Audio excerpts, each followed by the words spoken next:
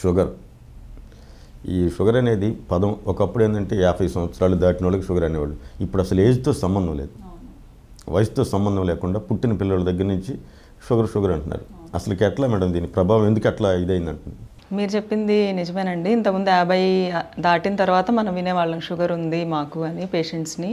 ఇప్పుడు అది టీన్స్లోనే స్టార్ట్ అయిపోతుంది. 20-30 ఏళ్ళకి ఎక్కువ మంది కాలేజ్ స్టూడెంట్స్ కూడా షుగర్ రిపోర్ట్స్ చేతితో పట్టుకొని వస్తున్నారు.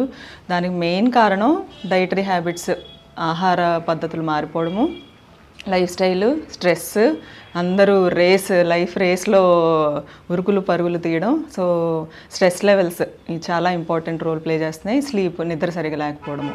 మెయిన్గా మనకి డైట్ చాలా రకరకాల ఫుడ్స్ బయట ఈజీగా అవైలబుల్గా దొరుకుతున్నాయి. దానికి తగ్గట్టు మనం ఎక్స్పెండిచర్, తిన్నదానికి ఖర్చు చేయట్లేదు. ఇన్పుట్ ఎక్కువైపోయింది, దానికి తగ్గట్టు ఖర్చు పెట్టట్లేదు. సో ఈ రకరకాల కారణాలు అన్నీ కలగలిపి షుగరు ఇంతకుముందు 50-60 ఏళ్ళకి కనిపించేది 20-30 ఏళ్ళకే ముందుకు వచ్చేస్తుంది.